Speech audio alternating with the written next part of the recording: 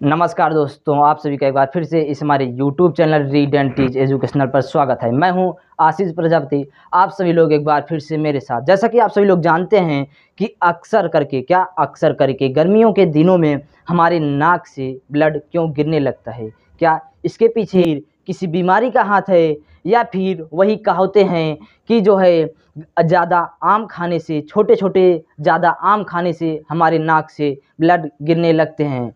जी हाँ, इसके पीछे का सबसे पहली बात, ये छोटे-छोटे आम खाने से गर्मियों के दिनों में जो है हमारे नाक से ब्लड नहीं गिरता है। उसका वास्तविक रीज़न छोटे-छोटे आम खाना नहीं है।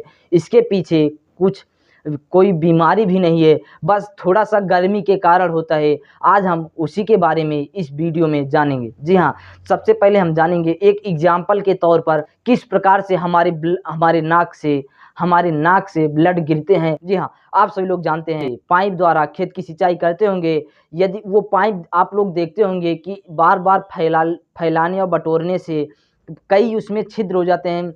छिद्र होने का क्या कारण होता है? छिद्र होने का कारण होता है उसमें उसमें किसी प्रकार से काँटे-वोंटे या फिर गर्मियों से, धूप से वे खराब हो जाते हैं, जिससे छिद्र हो जाता है। अगर आप पाइप नहीं बटोरेंगे तो जो है गर्मियों के दिनों में वे अक्सर करके धूप से ज़्यादा खराब हो जाएँगे और जल्दी खराब हो जाएँगे। वही कारण होता है। उसी प्रकार से हमारे नाक से भी ब्लड गिरते हैं, वही कारण होता है जिस प्रकार से एक पाइप से पानी निकलना, उसी प्रकार से हमारे नाक से रक्त शिराओं से रक्त का निकलना। पाइप से पानी निकलना, रक्त शिराओं से रक्त निकलना, वही कारण होता है हमारे नाक से। इसके अंदर का जो बीच में नस होता है, उसमें दो परत होती है, एक पतली दीवार होती है और दूसरी जो है वह पतली झिल्ली होती है। उस दीवार को क्या कहते हैं? उस दीवार को कहते हैं नेसल सेप्टक दीवार होती है। और जो है झिल्ली एक होती है, क्या? एक झिल्ली होती है म्यूकस मेम्ब्रेन होती है, या फिर म्यूकस मेम्ब्रेन को श्लेष्म झिल्ली कहते हैं। म्यूकस मेम्ब्रेन को श्लेष्म, आप दोनों में से चाहे जो कह सकते हैं, म्यूकस मेम्ब्रेन या फिर श्लेष्म कह सकते हैं। ये दो, एक दीवार होती है और एक झिल्ली होती है। इस हमारे बीच का जो नस होता है उसी को ढकी हुई होती हैं। और गर्मियों के दिनों में ये अक्सर करके सूख जाती हैं। क्या?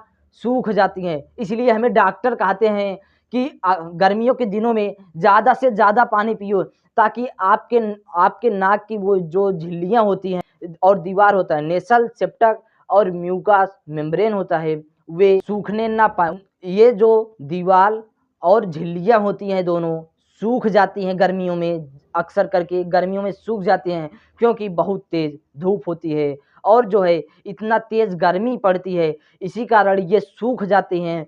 हल्के झटके, छींक या फिर किसी को थोड़ा वो गिर जाता है, सीधे इसी प्रकार से गिरता है तो उसके नाक पर चोट लगती है, या फिर आप कह सकते हैं नाक पर हल्के चोट भी आ जाने से, हल्के झटके लगने से, थोड़ा बहुत छींक आने से वे रक्त शिराएँ टूट जाती हैं। रक्त शिराएँ टूटने का कारण क्या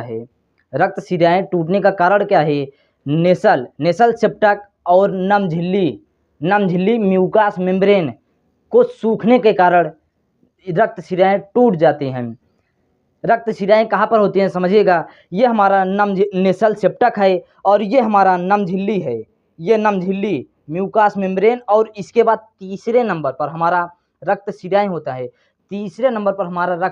है। ये दोनों आगे का दोनों ये सूख जाते हैं और डायरेक्ट चोट इस पर लगती है। गर्मियों का उतना तेज़ धूप रहता है, उसका चोट रक्त शिराएँ पर लगती हैं, जिससे कि वे रक्त शिराएँ टूट जाती हैं, हमारे नाक से ब्लड बहाना शुरू हो जाता है। यदि आप किसी से झगड़ा-वगड़ा करते होंगे तो ये बात ध्यान दीजिएगा, गर्मियों में उन्हें नाक पर चोट ना लगनी पाए, नहीं तो उनका जो है रक्त शिराएँ टूट जाएँगी और उनके नाक से ब्लड गिरने लगेगा। और कुछ लोग देखे होंगे कि गर्मियों में अक्सर करके ज़्यादा से ज़्यादा लोग अपना मुँह ढक कर चलते हैं। मुँह ढक कर चलने का कारण क्या है?